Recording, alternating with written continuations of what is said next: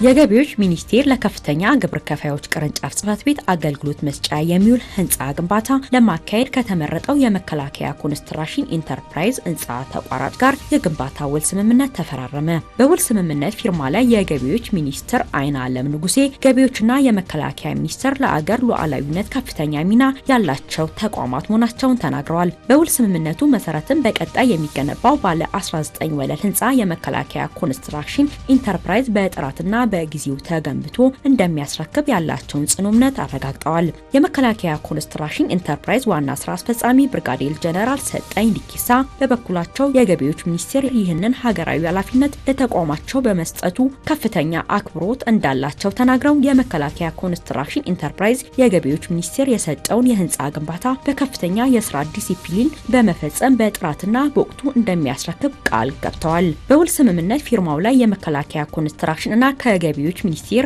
የሚመለከታቸው የስራ ኃላፊዎች ተናግረዋል።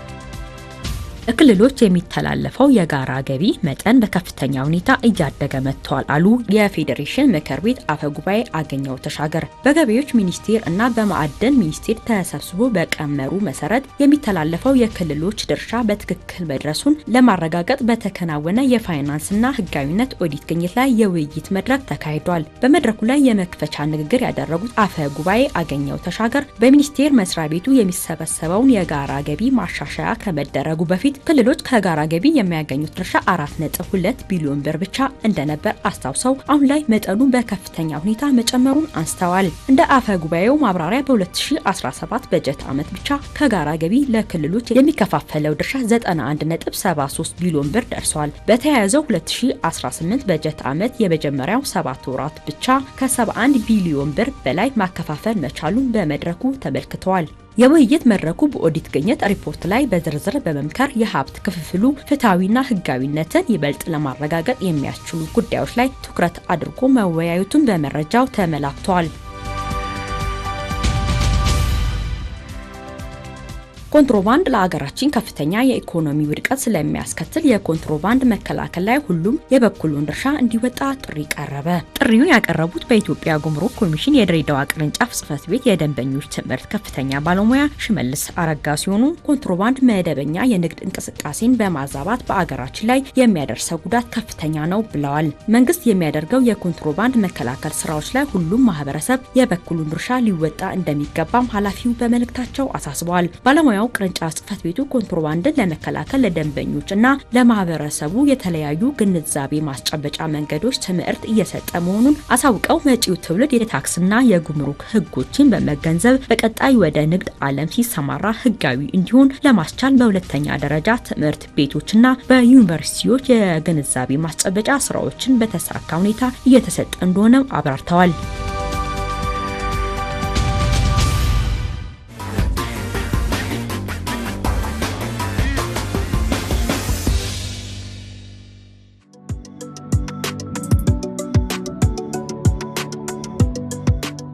እንደ ገቢዎች ሚኒስቴር ያለ የሀገርን ወጪ በራስ ለመሸፈን የሚደረገውን ጥረት በባለቤትነት ለሚመራ ተቋም የተደራጀ መረጃ ወሳኝ ነው። በተለይ ግብር ከፋዩ በእርግጥም ያደረገውን ግብይት ህጋዊነት ማሳያና ምን ያህልም በኢኮኖሚ ውስጥ የገንዘብ ዝውውር እንዳለ ለማወቅ መረጃ ሚናው ጉልህ ነው። ከመረጃ ማጠናቀሪያ መንገዶች አንዱ ደግሞ በደረሰኝ አጠቃቀምና በሽያጭ መመዝገቢያ መሳሪያ አማካኝነት የሚገኝ መረጃ ነው። እንደሚታወቀው ማንኛውም የሂሳብ መዝገብ የመያዝ ግዴታ ያለበት ግብር ከፋይ ደረሰኝ የማሳተምና የመጠቀም ግዴታ ያለበት ለሚፈጽመው ለእያንዳንዱ ግብይት ደረሰኝ የመቁረጥ እና የመስጠት ግዴታ እንዳለበት በታክስ ህጎቻችን በግልጽ ተመላክቷል።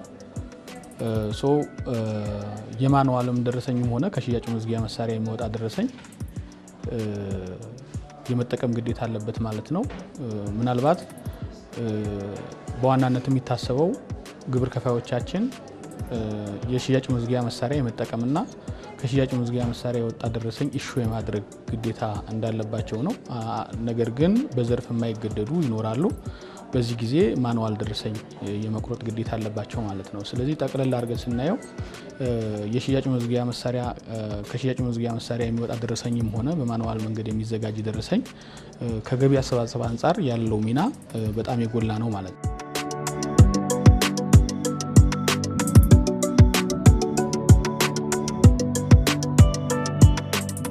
የገቢዎች ሚኒስቴር ኢኮኖሚው የሚያመነጨውን ገቢ ለመሰብሰብ በገበያ ውስጥ የሚካሄደውን የገንዘብ ዝውውር ማወቅ እንዲችል የሚያደርገው ይሄው ደረሰኝ ነው። የእጅ በእጅ ሽያጭ ደረሰኝም ይሁን በሽያጭ መመዝገቢያ ማሽን የሚገኝ መረጃ ግብር አስከፋዩ መስሪያ ቤት በመረጃ ላይ የተመሰረቱ ውሳኔዎችን እንዲያደርግ ያግዘዋል። ለግብር ከፋዩም በተጠየቀ ጊዜ የሚያቀርበው ምስክር ነው ደረሰኝ።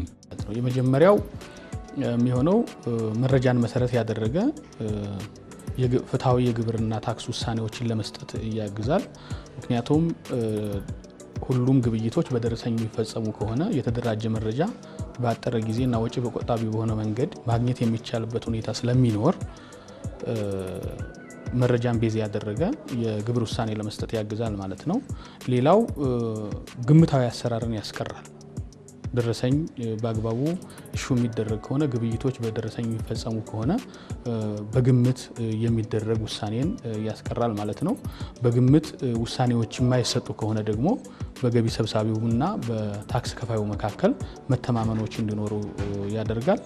ሌላው የደረሰኝ ትልቁ ጠቀሜታ እንግዲህ እያንዳንዱ ግብይት በደረሰኝ የሚፈጸም ከሆነ ኢኮኖሚ የሚያመነጨውን ገቢ በትክክል መሰብሰብ ይቻላል።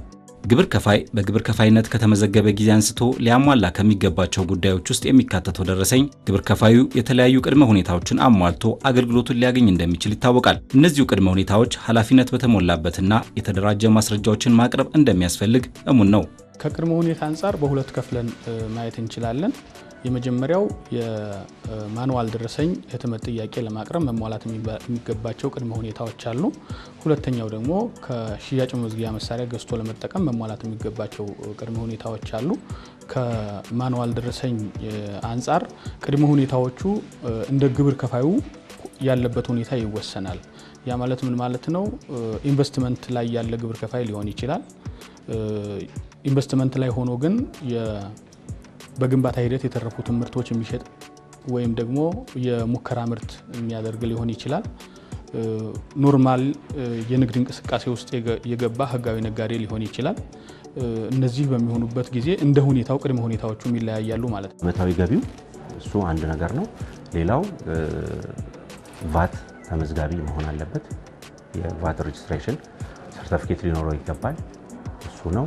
ሌሎች አብረው ያንን ለምሳሌ ከላይሰንስ እነዚህ ያልኩ ሰርቲፊኬቶች እነዚህ ነገሮች መሟላት ይኖርባቸዋል። ያንን አሟልቶ ማሽኑን ተጠቃሚ ይሆናል ማለት ነው። አንድ ግብር ከፋይ ወደ ደረሰኝ ህትመት ፍቃድ ለመግባት የመጀመሪያ ቅድመ ሁኔታዎች ምንድናቸው? ንግድ ፍቃድና ንግድ ምዝገባ ማውጣት ነው። እነሱ ማሳተም አለባቸው። መጀመሪያ እነሱ የሚሰጡት በንግድ ቢሮ ሲሆን ቀጣዮቹ ቅድመ ሁኔታዎች ደግሞ ባተመዝጋቢ ከሆኑባት ካልሆነ ደግሞ ቲን ሰርቲፊኬት ባተመዝጋቢ ከሆነ ሁለቱንም ቲንም ባትን ተመዝጋቢ እነሱን ይመዘገባሉ እዚሁ እኛ ጋር። ከዛ በኋላ ምንድነው ያስፈልጓቸው ደረሰኝ አይነቶች ዝርዝር ይመጣሉ። እነሱን ካሟሉ ፍቃድ ይወስዳሉ ማለት ነው። ኢንቨስትመንት ላይ ያለ ድርጅት ከሆነ የኢንቨስትመንት ሰርቲፊኬት እና የግብር ከፋይ መለያ ቁጥር ካቀረበ የሚፈልገውን የደረሰኝ አይነት የህትመት ጥያቄ ያገኛል ማለት ነው። ሁለተኛው ኢንቨስትመንት ስራ ላይ የነበረ ነገር ግን የሙከራ ምርት ሽያጭ ለመፈጸም የሚፈልግ ወይም ደግሞ በግንባታ ሂደት የተራረፉ የወዳደቁ እቃዎችን ለመሸጥ የሚፈልግ ከሆነ ቀድመን ካነሳ ነው ከኢንቨስትመንት ሰርቲፊኬት እና ከግብር ከፋይ መለያ ቁጥር በተጨማሪ ምክንያቱን የሚገልጽ ደብዳቤ ማቅረብ መቻል አለበት ማለት ነው። ሌላው በንግድ ስራ ላይ የተሰማራ ከሆነ የጸና የንግድ ስራ ፈቃድ ያስፈልገዋል። የንግድ ምዝገባ ያስፈልገዋል። ቲን ነምበር ያስፈልጋል። የተጨማሪ እሴት ታክስ ተመዝጋቢ ከሆነ የተጨማሪ እሴት ታክስ የምዝገባ ሰርቲፊኬት ማቅረብ ያስፈልጋል ማለት ነው። አንዱ ቅድመ ሁኔታ እሱ ነው።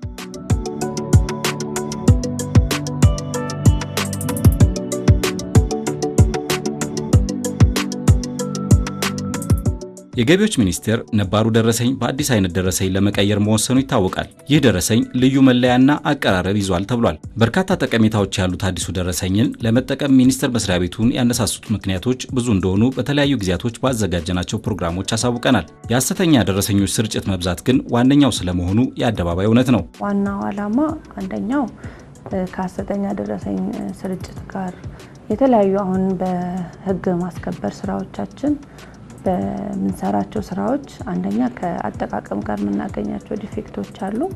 ሁለተኛ ደግሞ በተለይ ኦዲት ወቅት አንዳንድ ግብር ከፋዮች ላይ የምናያቸው ጩኸቶች አሉ። ለምሳሌ የኔ ግዢ አይደለም፣ የኔ ሽያጭ አይደለም፣ እነዚህን ድርጅቶች አላቃቸውም፣ እነዚህ እቃዎች እኔ ምሸጣቸውም መገዛቸውም አይደሉም ብለው በማስረጃ አስደግፎ የሚያመጡና ለዋናው መስሪያ ቤት ለምርመራ ወንጀል ምርመራ የምርመራ ዳይሬክቶሬት አለ፣ ለዛ የምናስተላልፍበት አግባብ አለ አልፎ አልፎ ሲገጥምና ከዚህ ጋር ተያይዞ እንደተባለው ሐሰተኛ ደረሰኝ አጠቃቀም እየቀነስን ለመሄድ አሁን ካለው መጠን እየቀነስን በተቻለ አቅም ለመሄድ ያው ቴክኖሎጂ እንደተባለው በተቻለ አቅም ዱፕሊኬሽን ወይ ደግሞ በሌላ አካል ድጋሚ ፕሪንት እንዳይደረግ በሚያስችል መንገድ ነው ስርዓቱ የተዘረጋው።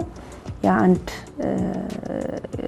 ይቀንስልናል ብለን የምንሄድበት አግባብ ነው። QR ኮድ ልዩ የሚያደርገው ራሱ QR ኮድ ኪውክ ሪስፖንስ ማለት ነው። ራሱ የኛውን ስካን ማድረግም የሚችለው ነው። ፈጣን ምላሽ ስለሚሰጥ ከድሮቹ ደረሰኞች የሚለየው በምን ነው? የመጀመሪያው QR ኮድ ራሱ መካተቱ ሲሆን ሁለተኛው ደግሞ ራሱ QR ኮድን ጄኔሬት የሚያደርገው የኛው መስሪያ ቤት ነው። የኛው ራሳችን በዋናው መስሪያ ቤት ደረጃ ያለ ዳታቤዝ አለ። እሱ ነው ጄኔሬት የሚያደርገው።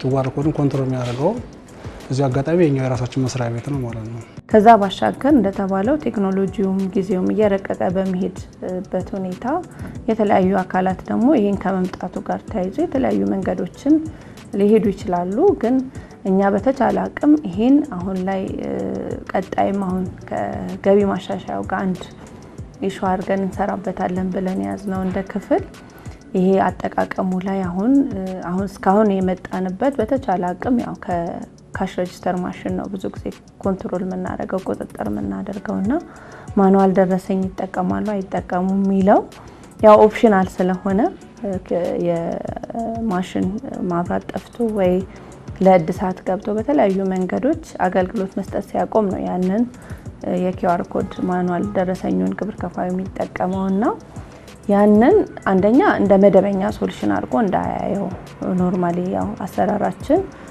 ማሽኑ እንዲጠቀም ነው የምንፈልገው። ያ ደግሞ በማይሰራበት ወቅት ኦፕሽናል ነው ኪውአር ኮድ ማኑዋል። እዚህ ላይ ሙሉ አድራሻቸው ተዘርዝረው ነበር የሚቀመጡት። ያውን ላይ ግን ኪውአር ኮድ ላይ እንዴት ነው የመጣው? ሶፍትዌርም ሲዘጋጅ ፍቃድም ስንሰጥ እናደርገው ዋና መስሪያ ቤት አድራሻ አለ፣ ሙሉ አድራሻው ይጠቀሳል። ከዛ በኋላ ደግሞ የአንደኛው ቅርንጫፍ በአንድ በኩል እዚህኛው ዋናው አድራሻ ቢሆን በዚህኛው በኩል ደግሞ የቅርንጫፍ አድራሻ ተካቶ ለእያንዳንዱ ዋና መስሪያ ቤት ሲደመር የቅርንጫፍ አድራሻ የተባለው ነው የሚታተመው። ሁለተኛ ሲሆን ሶስተኛው ደግሞ እስካሁን ሲታተሙ ዘርፋቸው አይካተትም ነበር። የተለያየ ዘርፍ ይኖራቸዋል ግብር ከፋዮች። ከበፊቱ ደረሰኝ ላይ ዘርፍ አይካተትም ሲታተም ነበር። አሁን ላይ ግን ራሱን የቻለ ሶፍትዌር ወይም ሲለማ ተካተታለው ራሱን የቻለ ማስቀመጫ ፎርማቷን ስራ ያስቋት ነው። ዘርፉን ተካቶ መታተም ይችላል።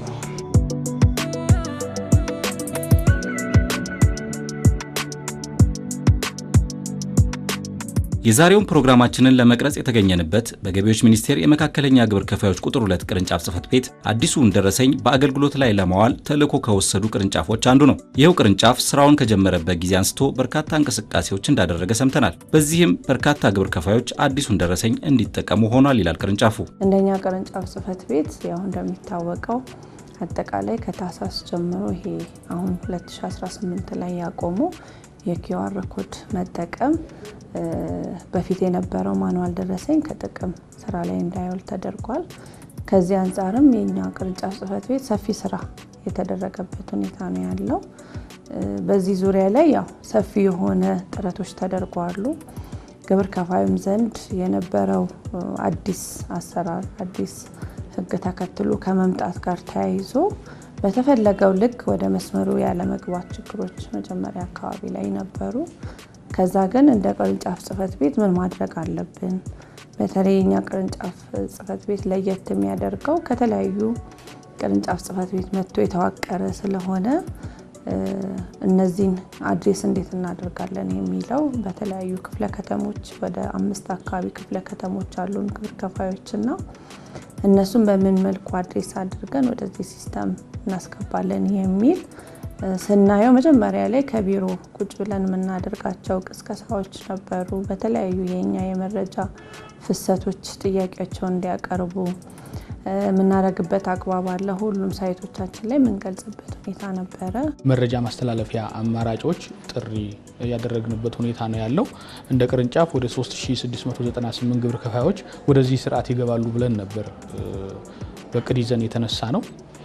በተለያየ መንገድ በተለያየ ጊዜ ጥሪ ምንድነው የደረሰኝ ህትመት ጥያቄ እንዲያቀርቡ ያደረግን አሁን ላይ ወደ 3291 አካባቢ ግብር ከፋዮች ወደዚህ ስርዓት ገብተዋል ማለት ነው። ያ ማለት የህትመት ፈቃድ ጠይቀዋል ማለት ነው። የህትመት ፈቃድ ከጠየቁት ውስጥ ወደ 3190 አካባቢ ግብር ከፋዮች የደረሰኝ አትሊስት አንድ የደረሰኝ አይነት ያ ማለት ሁሉም 5-6 አይነት የደረሰኝ አይነቶች ጥያቄ ሊያቀርብ ይችላል። ማተሚያ ቤቱ በባች ስለሆነ በደረሰኝ አይነት ስለሆነ የሚያተመው አትሊስት አንድ የደረሰኝ አይነት የታተመላቸው ግብር ከፋዮች ባለን መረጃ መሰረት ወደ 3190 አካባቢ 91 አካባቢ ደርሰዋል። ስርጭቱን በተመለከተ በተለያየ መንገድ ነው እኛ ቅስቀሳ የምናደርገው። መጀመሪያው ቴሌግራም ላይ ነው ፖስት የምናደርገው። ወደ ኤክስኤል ከተቀየረ በኋላ ወደ ሶፍት ቴሌግራም ላይ ነው። የቅርንጫፍ ጽሕፈት ቤቱ የራሱ የሆነ ቴሌግራም ቻናል አለው። በሱ ቻናል ፖስት ይደረጋል። ከዛ ሲቀጥል ስልክ መደወል ነው የማይወስድ ከሆነ። ከዛም አልፎ የመጨረሻው ላይ ምንድን ነው ያደረግነው ቤት ለቤትም የዞን እናሰራጭ ነበረ ለግብር ከፋዮች ተደራሽ ሆነ። እንደዛ በማድረግ ብዙ አቃለናል። እንደዛ ሆኖ ያልወሰዱትን አሁን የማስጠንቀቂያ ደብዳቤን ጭምር እየጻፍ ነው ሰሞኑን እየበተን ያለበት ደረጃ ላይ የመጨረሻ እርምጃችን እሱ ነው። ተደውሎም ሂደንም ያልወሰዱ እነዚህን ግብር ከፋዮች አስገዳጅ መልኩ አዘዋል መውሰድ ስላለባቸው። ለምን እዚህኛ ስቶር ላይ ተቀምጦ ምንም ስለማይጠቀሙ ስቶርም እያጣበበ ስለሆነ በዚህ መንገድ ነው ስርጭት እየሰራን ያለነው።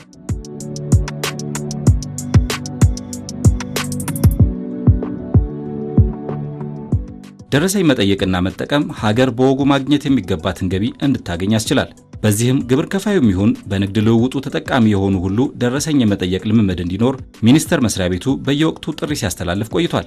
የሽያጭ መመዝገቢያ መሳሪያንም በአግባቡ መጠቀም እንዳይረሳ የባለሙያዎቹ መልእክት ነው። ኪውአር ኮድ ማኑዋል አጠቃቀምንም ከዚህ በኋላ እስካሁን የመጣ ነው ህትመት ጥያቄውና ስርጭቱ ላይ ነው በጣም ስንሰራ የነበረውና አሁን ደግሞ የአገልግሎት ታይሙ የበፊቱ ስላቆመ በምን ልክ ትግበራ ላይ አለ፣ በምን ልክ እየተጠቀሙ ነው፣ የበፊቱን ደግሞ ማስወገድ ስላለባቸው ያንን ጥያቄ ደግሞ አሁን ቀጣይ የስራ አቅጣጫችን ስለሆነ እያመጡ እንዲያስወግዱ እና አዲሱን ደግሞ በምን ኢምፕሊሜንቴሽኑ ምን ይመስላል የሚለውን ዶር ቱ ዶር በመናረጋው ቁጥጥርና በተለያዩ በመናደርጋቸው የመድረክም የተለያዩ የስራ እንትኖች ልውውጦች መረጃ እየተለዋወጥን የክትትል አግባቡንም በዛ ልክ አጠንከረን ለመሄድ ነው እያሰብን ያለ ነው። ሌላው ምናልባት በስፋት አይስተዋልም አልፎ አልፎ አንዳንድ ግብር ከፋዮች ላይ ተርሚናልን ከሽያጭ መመዝገቢያ መሳሪያ ጋር የማላቀቅ ሁኔታዎች ሆን ተብሎ ሊሆን ይችላል፣ ሆን ሳይታሰብበትም ሊሆን ይችላል። የሽያጭ መመዝገቢያ መሳሪያውን ከተርሚናሉ ጋር አገናኘ ነው ማለት ዜድ ሪፖርት በሚወጣበት ጊዜ መረጃ ወደ ሰርቨር አይላክም ማለት ነው። ስለዚህ ግንኙነትን አቋረጠን ማለት ነው። ይሄ ትልቅ የወንጀል ጥፋት ነው ማለት ነው። ስለዚህ አካባቢ ያለውን ነገር ግብር ከፋዮቻችን ጥንቃቄ ማድረግ መቻል አለባቸው። በጥቅሉ የደረሰኝን ጉዳይ ደረሰኝ የመስጠትም ደረሰኝም የመቀበል ባህላችን ሊለወጥ ይገባል የሚል ሀሳብ አለ።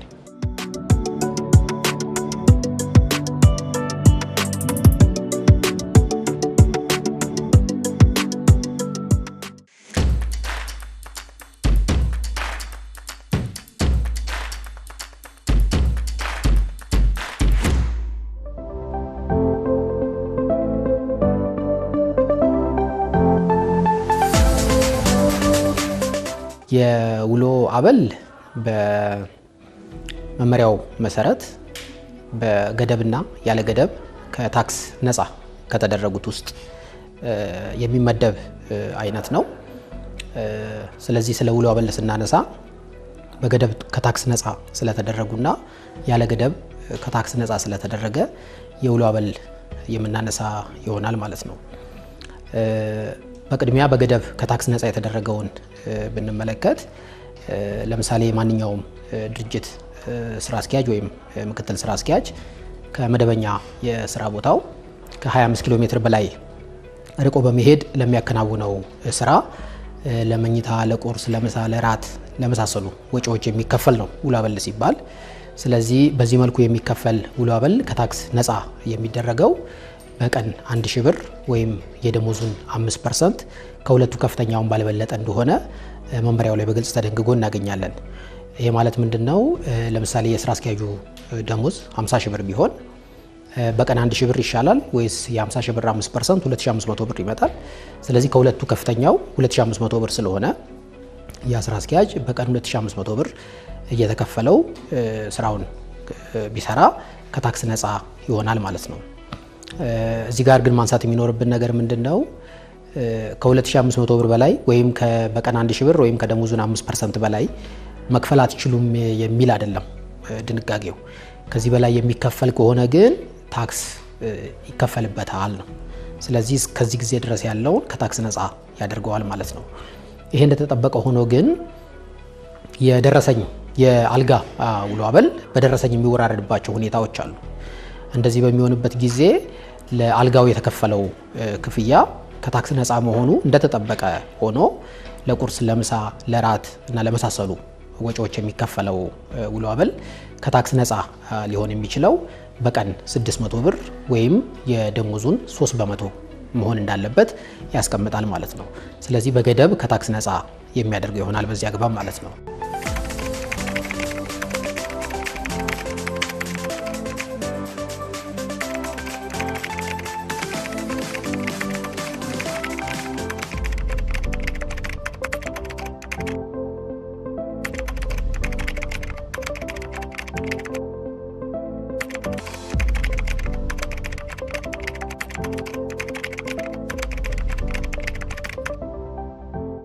በሌላ መልኩ የሰራተኞችን ብንመለከት ከስራ አስኪያጅና ምክትል ስራ አስኪያጅ ውጭ ያሉትን እንደዚሁ ከ25 ኪሎ ሜትር በላይ ርቀው በመሄድ ስራቸውን በሚያከናውኑበት ጊዜ የሚከፈለው ውሎ አበል ከታክስ ነፃ የሚሆነው በቀን 500 ብር ወይም የደሞዛቸውን 4% ከሁለቱ ከፍተኛውን ድረስ ቢከፈላቸው ታክስ የማይከፈልበት ገቢ ሆኖ ይወሰዳል ማለት ነው። በተመሳሳይ የአልጋ ወጪ በደረሰኝ የሚወራረድላቸው ከሆነ ለባለሙያዎቹ በዚሁ አግባብ በቀን 300 ብር ወይም የደሞዛቸውን 2.5% ድረስ ውሎ አበል ተብሎ ለተቀረው ለቁርስ፣ ለምሳ፣ ለራት ለመሳሰሉ ክፍያዎች ክፍያ ቢፈጸምላቸው ከታክስ ነፃ ይሆናል ማለት ነው። በሌላ መልኩ የምናየው ምንድነው? የውጭ ሀገር ጉዞ በሚሆንበት ጊዜ አሁንም የውሎ አበል የሚከፈል ስለሆነ ይህንን በተመለከተ ደግሞ እንደዚሁ በመመሪያው ላይ በግልጽ ተቀምጧል። ምን ያክል ክፍያ ሲፈጸም ነው ከታክስ ነፃ የሚሆነው የሚለውን በተመለከተ በገደብ ከታክስ ነፃ ያደርገዋል።